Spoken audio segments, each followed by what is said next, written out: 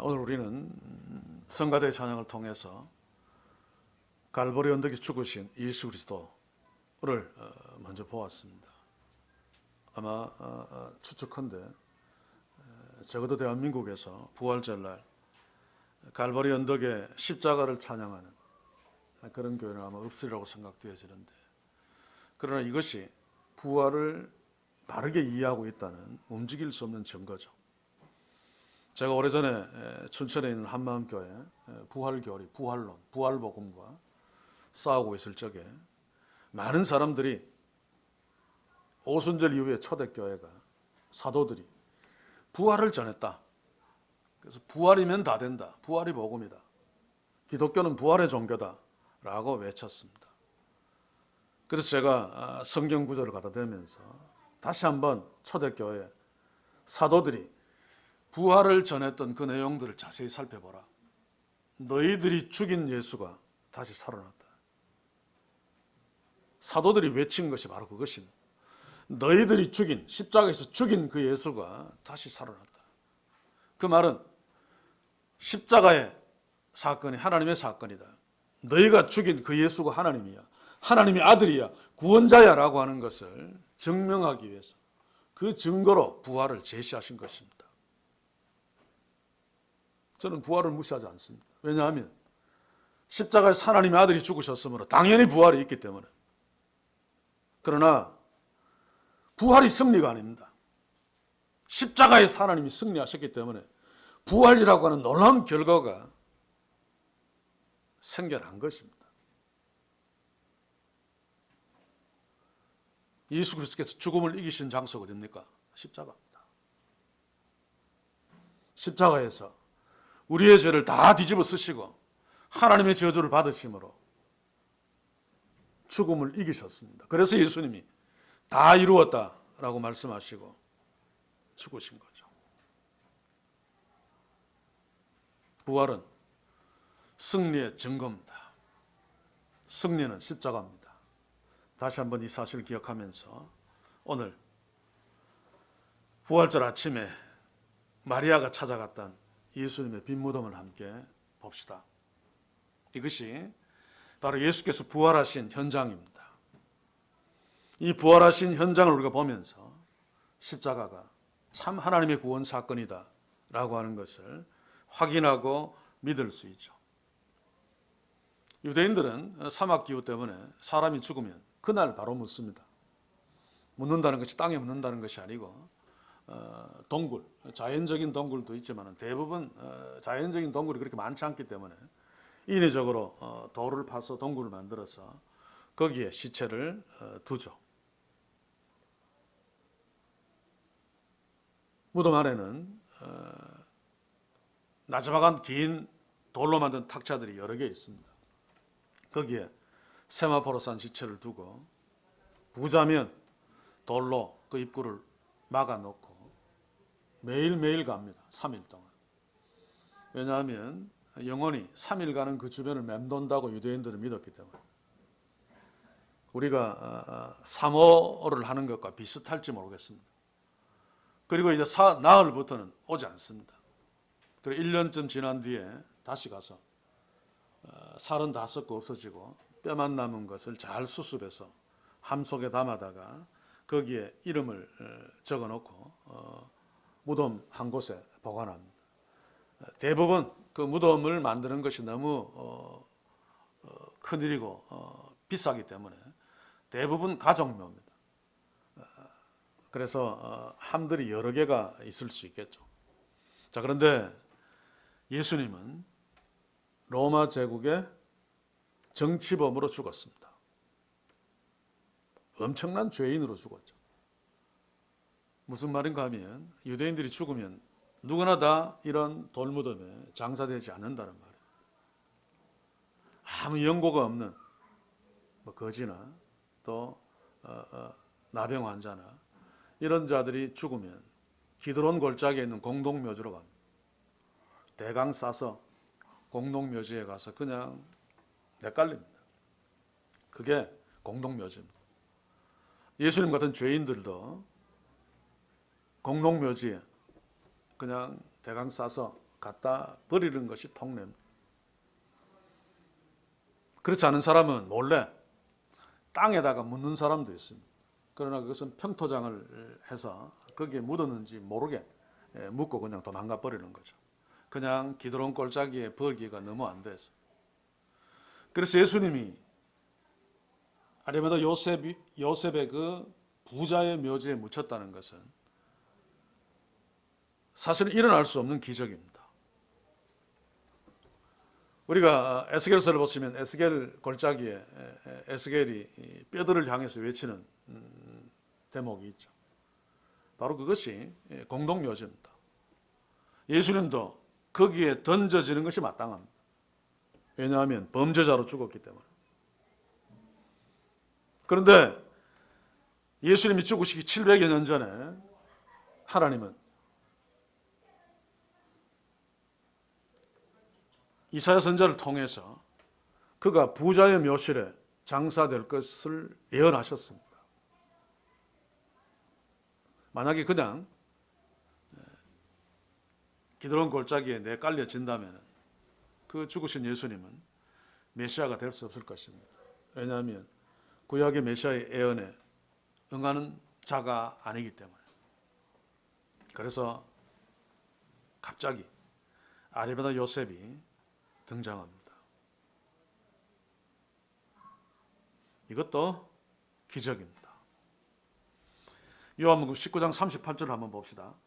거기 보면 아리마다 사람 요셉이 예수의 제자나 유대인을 두려워하여 은희하더니 2일 후에 빌라도더러 예수의 시체를 가져오기를 구하며 빌라도가 허락하는지라 이에 가서 예수의 시체를 가져가니라. 마가복음에 보시면 아리마다 요셉이 당돌하게 시체를 구했다 라는 표현을 씁니다. 그것은 젖먹던 힘까지 다 동원해서 용기를 내어서 시체를 달라고 했다는 말입니다. 오늘 여기에 보니까 이 아리마다 요셉은 예수님의 제자임에 틀림없지만 은희한 숨어서 예수님을 섬겼던 제자입니다. 유대인들이 두려워서. 이 아리마다 요셉은 사내린 공회원입니다. 요즘으로 친다면 국회의원입니다. 그 당시에 가장 높은 자리에 있었던 자입니다. 그리고 그가 가지고 있던 세무덤에 돌을 굴려 막을 수 있었다는 것을 보아서 부자도 보통 부자가 아니었습니다.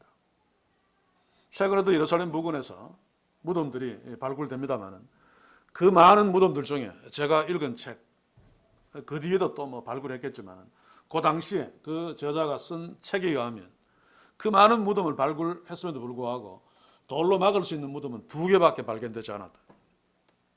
보통 부자가 아니면 돌로 막는 무덤을 가질 수 없습니다. 그런 아리마다 요셉이 빌라도에게 시체를 달라고 나섰습니다. 사실은 설명되지 않습니다.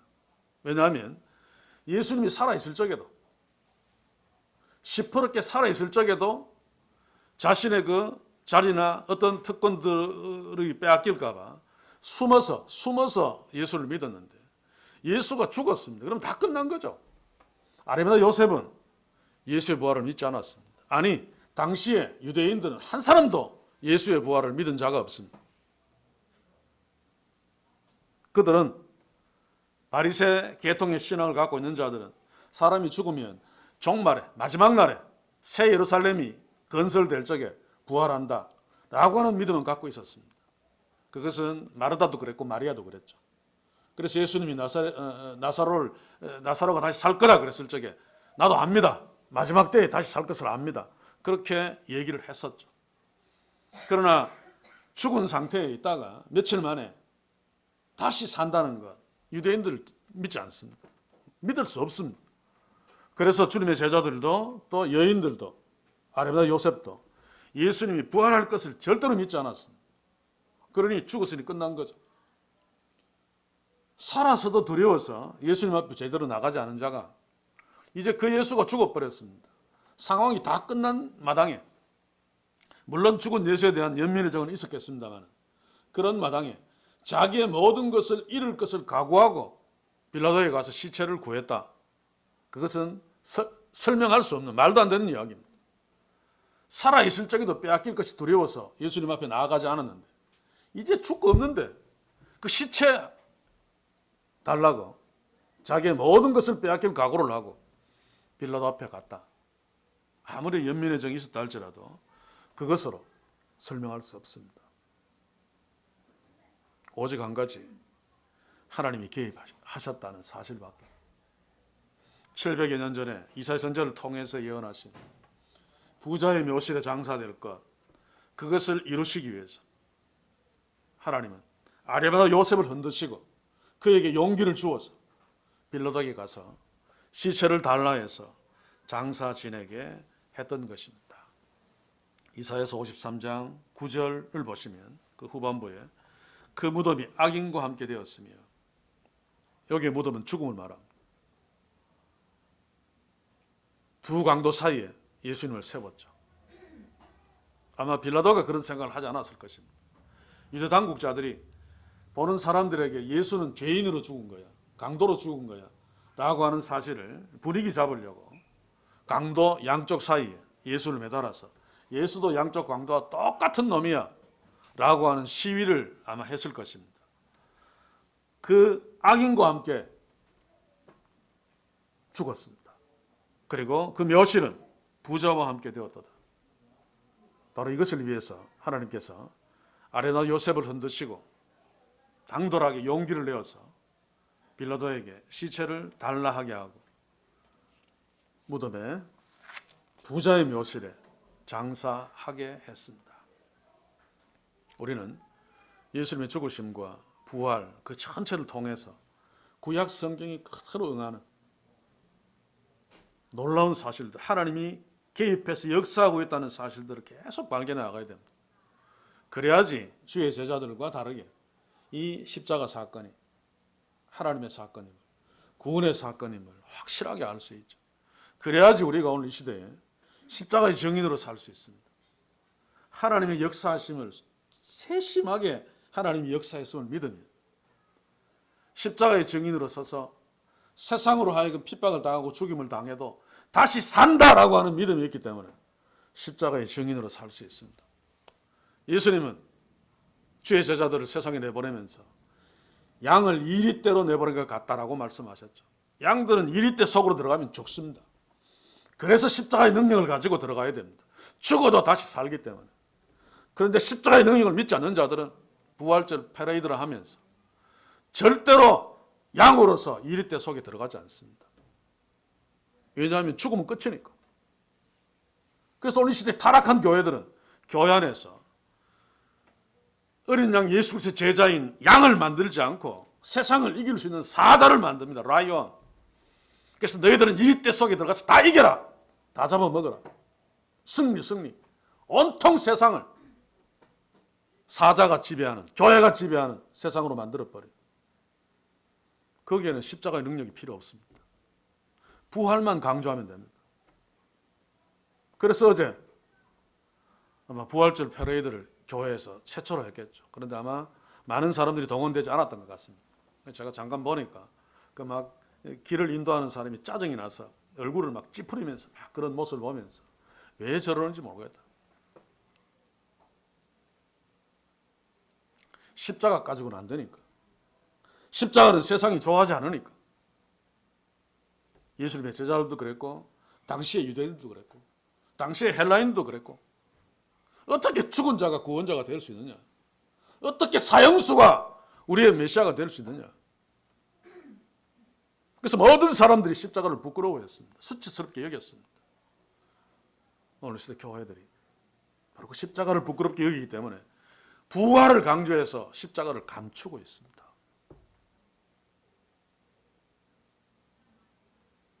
십자가의 적인 노릇을 한다는 것은 힘없는 양으로 이리떼 속에 들어간다는 것입니다. 힘없는 양으로 이리떼 속에 들어갈 수 있는 것은 십자가가 죽음을 이기는 능력이기 때문입니다.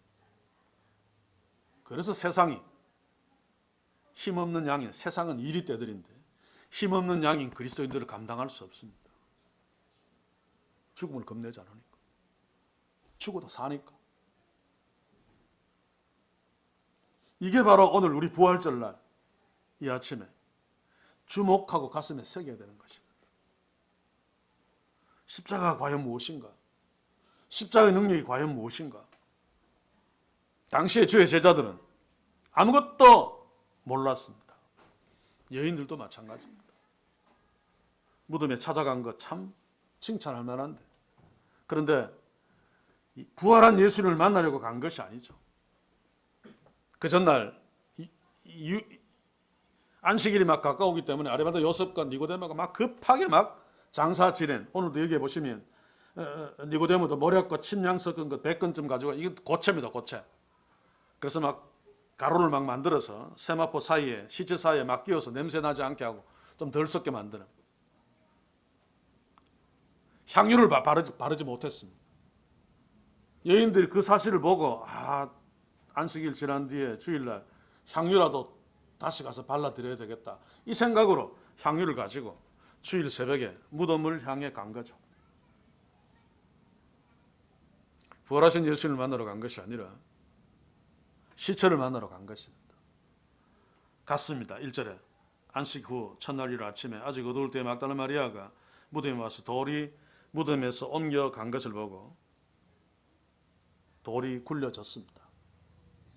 다른 성경가 다 참고하면 파수꾼이 그때 놀라서 다 도망가 버렸습니다. 그리고 대제사장에 보고합니다. 대제사장 깜짝 놀라서 장로들을 모아서 의논합니다. 어떻게 할까? 파수꾼들에게 돈 주고, 군병들에게 돈 주고, 누가 시체를 훔쳐갔다고 소문을 퍼뜨려라. 그런 상황 속에서 여인들은 돌이 굴려져 있는, 비어있는 무덤을 보았습니다. 그런데 반응이 뭡니까? 2절에 보시면 시몬 베드로와 예수의 사랑하시던 그 제자들에게 달려가서 말하되 사람이 주를 무덤에서 가져가 어디에 두는지 우리가 알지 못하겠노라. 어떤 사람들이 예수님의 시체를 훔쳐갔다라고 말하고 있습니다. 자, 보십시오. 예수님이 죽었습니다. 아레비도 요셉이 예수님을 세마포에 싸서 그 돌무덤 안에 긴 의자, 탁자 위에 올려놓았습니다. 그리고 돌의 무덤을 닫았습니다. 여인들이 주일 아침에 갔습니다. 말도 안 되게 돌의 문도 굴려져 있고 그 안에 예수님의 시신이 없습니다. 무덤이 비어 있습니다. 이게 뭡니까? 예수님이 다시 살아나셨다는 강력한 증거잖아요. 그렇지 않으면 시신이 그 무덤 속에 그대로 있어야 됩니다. 그런데도 이 여자들은 무엇이라고 이해합니까? 누가 예수님의 시체를 훔쳐갔다. 유대 당국자들이 그 작전 짠 것과 다르지 않죠. 군병들에게 돈을 나눠주고 누가 시체를 훔쳐갔다고 소문 퍼뜨리라 라고 하는 것과 전혀 다르지 않습니다. 왜 이랬을까? 왜 이들이 부활의 가장 강력한 증거인 시체가 있어야지 부활한 것이 아닌데, 시체가 사라졌으면 당연히 부활한 것으로 받아들여야 되는데, 왜 여인들은 누가 시체를 훔쳐갔다라고 판단하고 큰일 났다 그러면서 주의 제자들에게 막 가서 막 호들갑 떨었을까? 그리고 주의 제자들도 보면 막 무덤으로 막 와서 구피려 세마포에 놓인 것을 보았으나 들어가지는 아니하였더라. 이 사람은 아마 사도 요한이었을 것입니다. 베드로와 요한이 막 뛰어왔는데 요한이 더 젊으니까 더 아마 빨리 뛰었겠죠. 빨리 와서 무덤 앞에 가는데 겁이 나서 들어가지는 못하고 밖에서 이렇게 보니까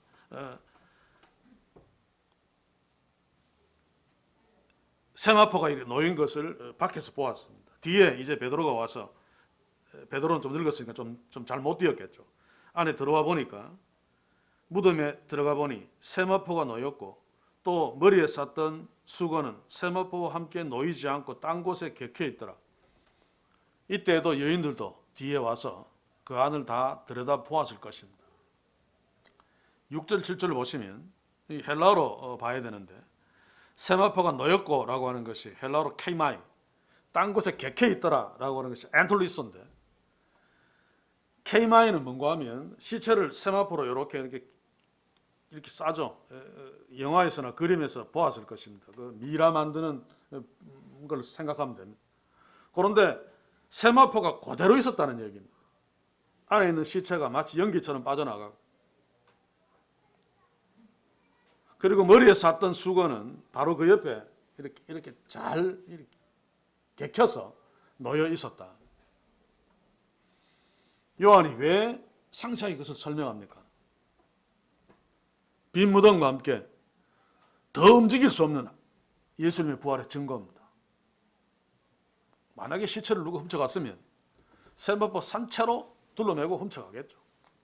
밖에 파수꾼들이 기다리는데, 물론 훔쳐갈 수도 없습니다. 그 큰 돌을 어떻게 굴립니까? 수축건데 장정 6명에서 10명 정도가 굴려야 굴릴 수 있는, 그러면 그 정도의 하중이면 엄청난 소리가 납니다. 파수꾼들 중에 한두 명은 깹니다. 시체를 훔쳐갔다는 것은 상상할 수 없는 일입니다. 그리고 정말로 여인들이 누가 가져갔다라고 하는 것이 맞다면 그냥 들고 거기에 세마포가 있으면 안 됩니다. 또 어떤 미친놈이 세마포를 다 벗겨놓고 훔쳐갔다면 막 풀고 막 이러면 한쪽에 막 엉켜져 있어야지. 그대로 있고 객해져 놓고 그 시체 훔쳐간 사람이 미치지 않았으면 시간을 끌지 않겠죠. 들키지 않게 빠져나가기 위해서 막 세마포를 풀어놓고 얼굴에 씌인 거 확 비껴서 한쪽 구석에 휙 던져놓고 시체를 가지고 도망갔을 것입니다. 그런데도 이런 모습을 보고도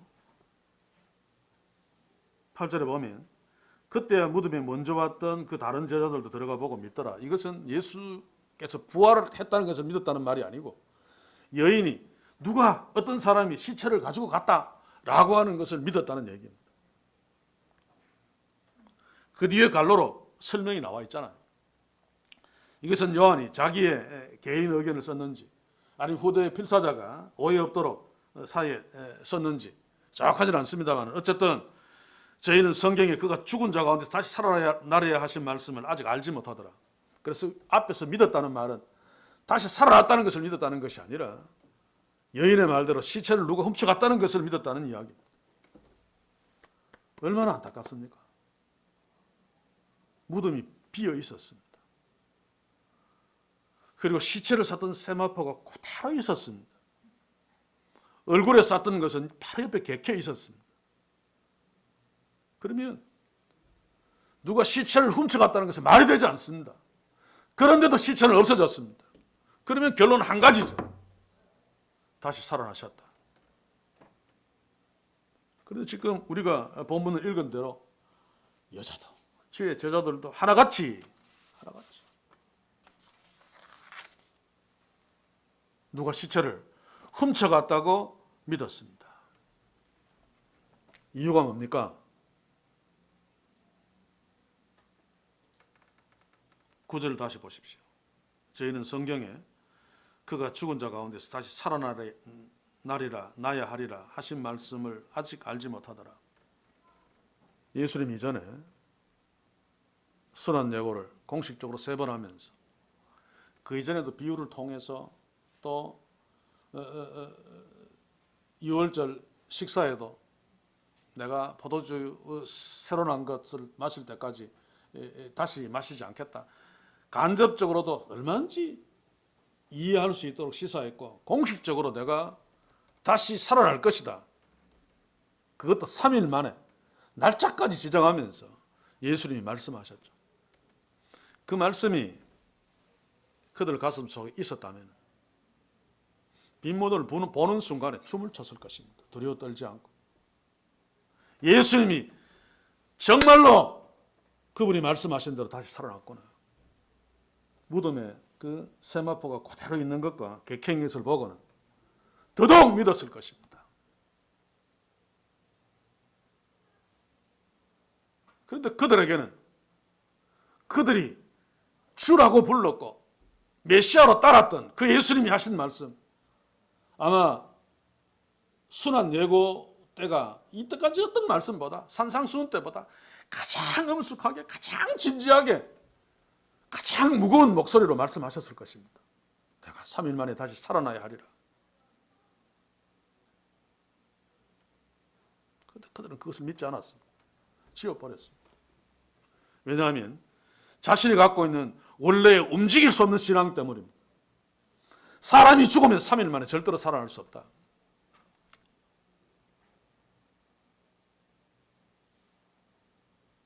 그래서 그 소리를 듣고도 마가복음에 보시면 길을 가면서 누가 크냐? 이제 예루살렘으로 가는데 예루살렘으로 가면 예수님이 로마 제국을 물리치고 유대 당국자를 다 박살내고 메시아 왕국을 건설할 텐데 그때 누가 가장 큰 자리에 앉지? 그러면서 서로 토론하고 논쟁하고 앉았습니다.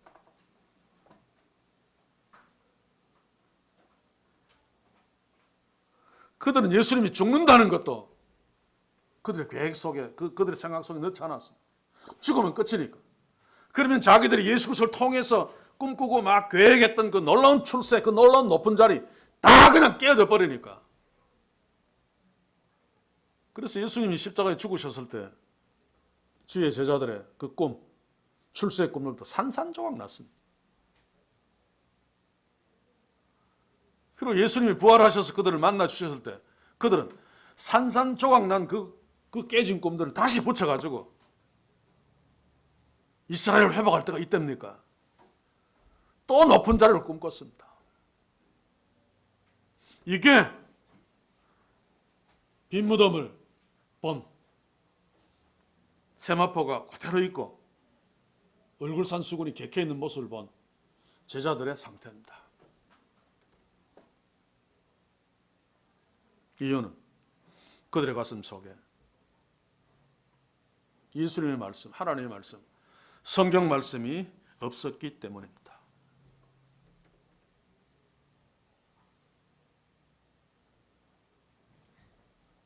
예수께서 내가 죽임을 당하고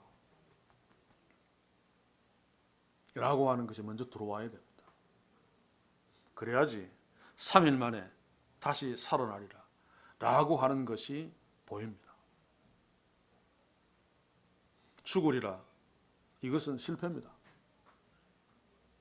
주의 제자들이 볼 적에는 자기들이 승승장구하고 승리하고 막 출세하려면 예수님이 예루살렘에 갔을 때 가장 권세자들이 예수님 앞에 굴복해야 됩니다. 그래야지 왕권을 세우고 메시아 왕국을 건설하죠. 그런데 그 권력자들에 의해서 예수님이 죽는다고 이야기합니다. 그러면 어떻게 되는 겁니까? 아무것도 안 되죠. 그러니 예수께 죽는다라고 하는 말이 하나님의 아들이 죽으심으로 하나님 나라를 이룬다는 말이 들어오지 않기 때문에 다시 살아나리라 라고 하는 것은 전혀 안중에도 없는 것입니다. 그래서 빈 무덤, 거기에 예수님이 다시 사신 강력한 증거, 움직일 수 없는 증거가 있음에도 불구하고 누가 훔쳐갔다라고 결론 내릴 수밖에 없었던 거죠. 사는 성도 여러분, 이런 제자들에게 예수님은 부활하셔서 그들에게 나타나셨습니다. 왜입니까? 짜잔, 내 부활했지롱. 예수님이 자기가 부활한 것을 자랑하기 위해서입니까? 아닙니다. 아닙니다. 그들이 놓친 십자가를 다시 붙들도록 하기 위함입니다. 십자가가 무엇인지 알도록 하기 위함입니다. 그래서 못 박힌 손에 못자국을 보여주었고 창에 찔린 옆구리에 창자국을 보여주었습니다. 하나님의 아들이신 예수님이 죽은 십자가가 무엇인가? 그게 바로 하나님의 구원 사건임을 알도록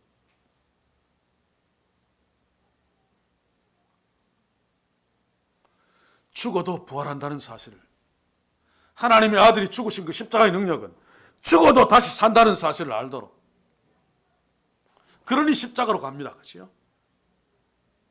십자가 없는 부활은 없습니다. 십자가 없는 부활은 이벤트고 쇼고 사기입니다. 사기.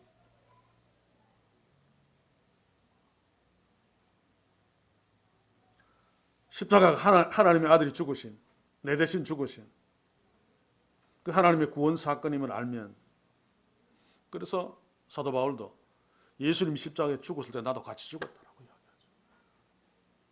그러니 예수님이 부활하시니까 나도 당연히 부활한다 라고 하는 논리로 십자가의 능력을 설명하고 있습니다. 저는 참으로 안타까운 것이 오늘 시대 교회들의 부활의 이해입니다. 앞에서 이야기했지만은 우리는 주님의 양들입니다. 유월절 어린 양이 되신 그 주님의 양들입니다. 예수님은 양들을 이리떼 사이에 보내노라. 뱀같이 지혜롭고 비둘기같이 순결하라. 야, 뱀처럼 지혜롭게 막 싹싹 피해 다니면서 변신 막하고 막 이러자 그렇게들 설교합니다. 그렇지? 그 이야기가 아닙니다. 고대 중동에서 짐승 중에 가장 지혜로운 짐승이 뱀입니다. 왜냐하면 혀가 두 개이기 때문에 말 잘하는 것이 곧 지혜죠. 너희들이 뱀같이 지혜로워라라는 것은 양에 대해서 이리떼 속에 들어가서 막 살려고 막 지혜롭게 움직이라는 얘기가 아니고 뱀처럼 지혜롭게 복음을 전하라는 이야기입니다. 그때 살려고 비겁하게 복음을 왜곡시키지 말고 비둘기처럼 순결하게 복음 전하라. 그 말입니다. 양을 이리떼로 보내면 죽습니다. 그러나 예수님의 십자가의 능력은 죽어도 삽니다. 그래서 양들은 그 십자가의 능력 의지하고 두려움 없이 겁내지 아니하고 이리떼 속으로 기어 들어가서 뱀처럼 복음을 전하는 것입니다. 순결하게. 이게 십자가에서 부활하신 그 예수님을 바라보는 교회의 모습이어야만 됩니다. 그런데 오늘 시대 교회들은 양으로 이리떼 속에 들어가서 죽으려고 하지 않습니다. 왜냐하면 십자가를 믿지 않으니까. 죽으면 끝이니까. 그 십자가를 치워버리고 하나님의 능력으로 우리는 사자입니다.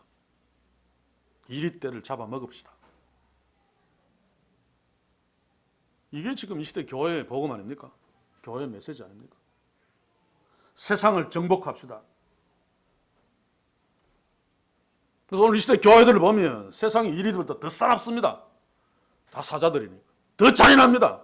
다 사자들이니까. 양들은 한 마리도 없습니다. 그러니 십자가의 능력은 필요 없습니다. 죽어도 다시 사는 능력은 필요 없습니다. 다 사자니까. 그냥 정복하고 끌어안고 가시고.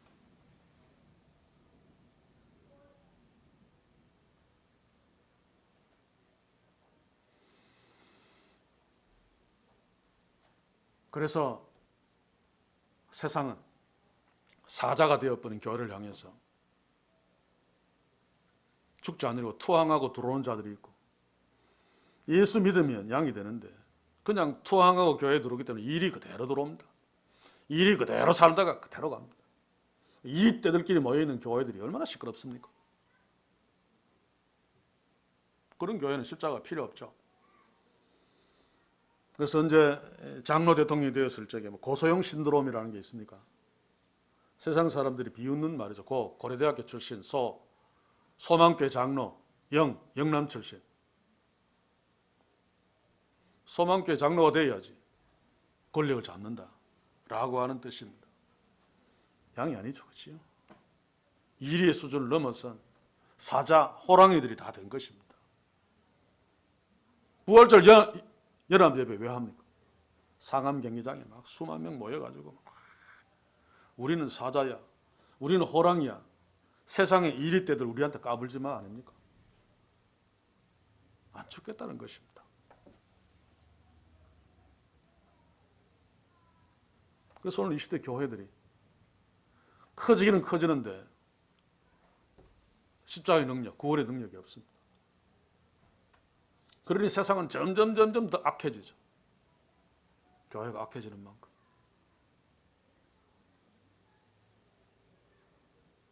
예수님은 스스로 미랄이 되셔 썩어 죽으심으로 많은 열매를 맺게 했습니다.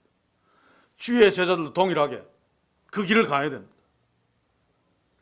우리 스스로가 생명을 버린다고 해서 구원의 역사가 일어나는 것은 아닙니다만, 스스로 생명을 버림으로 구원의 역사가 일어나는 그 십자가의 증인이 되기 위해서 죽어야 됩니다. 그러면 그 십자가의 능력들이 이리떼들에게 전해지죠. 오늘 이 시대 교회의 메시지는 미랄들을 향해서 너희들 땅에 떨어져 썩어 죽지 마라. 단단해져야 돼. 출세해야 돼. 그런 미랄들을 꽉 모으기 위해서 3천억 들여서 미랄들을 모으는 케이스를 화려하게 만들어 놓고 그 케이스 안에 수만 개의 미랄들을 집어넣고 막 흔들면서 우리는 부흥했다. 성령 충만하다. 하나도 땅에 떨어지지 않습니다. 떨어져서 죽으면 끝이니까. 다시 못 사니까. 십자가가 없으니까. 이게 오늘 이 시대 교회고 또 우리의 모습일 수 있습니다. 제가 늘 우리가 강해질 필요가 없다. 우리는 커질 필요가 없다. 라고 하는 이유가 뭡니까? 십자가의 능력 때문입니다. 하나님의 아들이 죽으신 그 십자가의 능력은 죽어도 살겠고 살아서 믿는 자는 영원히 죽지 아니하리라. 교회가 이것을 믿는다면 얼마든지 주님의 양으로 이 때 속으로 들어갑니다.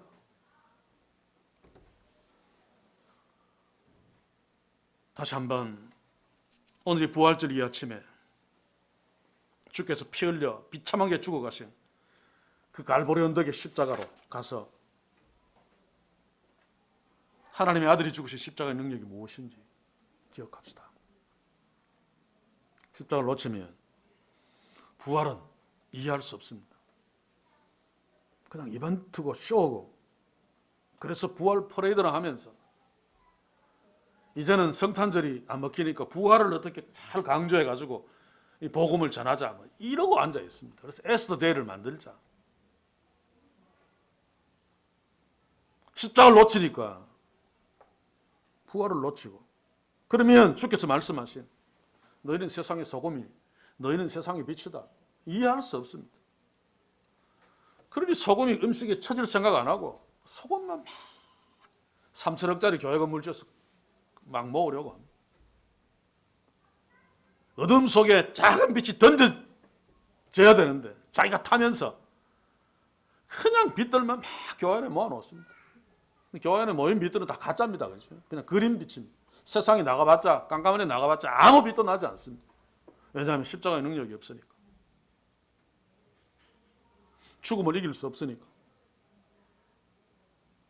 양으로 이리때 속에 들어갈 수 없습니다. 저는 오늘 이 부활절 아침에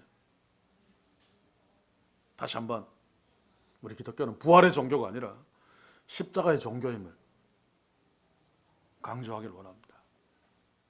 부활이 별 것 없다는 뜻이 아닙니다. 십자가의 능력은 부활을 결과합니다. 그러나 그 부활은 부활 자체에 아무것도 없습니다. 부활이 능력이 아닙니다. 부활은 십자가 능력의 결과입니다. 결과. 부활 붙들면 죽습니다. 십자가 붙들어야지 부활이 있습니다. 여러분 세계에 수많은 종교들 중에 부활했다는 종교 많습니다. 신이 죽었다가 부활했다. 너희들도 부활할 거야. 그런 종교는 수천지입니다. 그러나 진짜 부활을 결과하는 십자가의 종교는 없습니다. 신이 하나님이 너희들을 위해서 너희 죄를 위해서 대신 죽었다라고 하는 종교는 없습니다. 그래서 이것이 유일한 복음입니다. 하나님의 아들이 십자가에서 엘리엘리 라마 사박다니 내가 목마르다 처참하게 죽으신 그 자리, 그게 바로 생명을 일으키는, 죽은 자를 살리는, 무덤에서 부활하게 하는 십자가의 능력입니다. 저는 부활절날 달걀을 주는 것, 예전에는 좀 그랬습니다만 원래는 생달걀을 줬습니다. 그런데 애들이 자꾸 깨뜨리니까 할 수 없이 삶아서 주었죠. 생달걀의 그 이미지가 뭡니까? 죽은 것처럼 보이지만은 부화하면 이 병아리가 나오기 때문에 생명이다. 그러니까 틀립니다. 그렇죠? 죽은 것처럼 보이지만 나오는 것은 부활이 아닙니다. 그냥 살아있는데 그냥 죽은 것처럼 보이는 거죠. 십자가에 대해서도 그렇게 공격하는 사람들이 많습니다. 예수님은 죽지 않았다. 단지 죽은 것처럼 보였다. 기절했다. 그러면 부활이 아닙니다. 소생이죠. 생달걀이 막 깨어져서 살 수 없이 삶은 달걀을 줍니다만 저는 오히려 삶은 달걀이 부활절 이미지와 맞다. 완전히 죽은 달걀 아닙니까? 예수님은 십자가에서 완전히 죽으셨습니다. 우리는 상징적으로 우리에게 주어진 이 삶은 달걀을 통해서 이 삶은 달걀이 뼈다귀가 되는 것을 보지 못할 것입니다. 그러나 그럼에도 불구하고 예수님 십자가에서 이 삶은 달걀처럼 완전히 죽으신 그 죽음을 붙들고 같이 죽었기 때문에 우리는 마지막 날 주님처럼 부활할 것입니다. 무덤에서 일어날 것입니다. 왜냐하면 하나님의 아들이 우리의 죄를 위해서 십자가에 죽으셨기 때문에 우리는 반드시 다시 살아납니다. 아니, 죽지 않습니다. 죽어도 살아있습니다. 이게 바로 십자가의 복음이고 기독교의 능력입니다.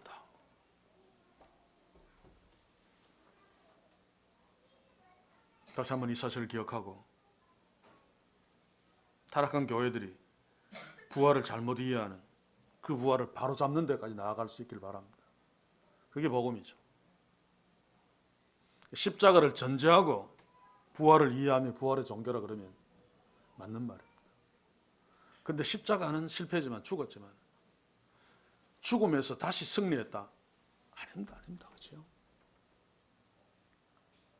하나님의 아들이 죽으심으로 승리했습니다. 그 승리의 결과로 부활이 있는 거죠. 예수님이 부활하신 거죠. 부활은 왜 했습니까? 십자가에서 인류 구원의 사명을 감당했기 때문에 원래의 자리로 돌아가시기 위해서 하나님이 부활시킨 겁니다. 지금 하나님 우편에 앉아 계실 것입니다. 마지막 때에 다시 오실 것입니다. 그때 우리는 십자가에 죽으신 우리 대신 생명을 내어놓으신 그 주님의 공로로 설령 범죄했다 할지라도 설령 죄 많이 짓고 살았다 할지라도 하나님께로부터 의인이라는 선언을 받으며 천국으로 인도될 것입니다. 이게 하나님의 아들이 죽으신 십자가의 능력입니다. 바로 그 능력이 우리 모두를 죄 가운데서 부활시켜 하나님 나라로 인도할 것입니다. 그러므로 지금도 십자가의 증인 노릇을 하면서 양으로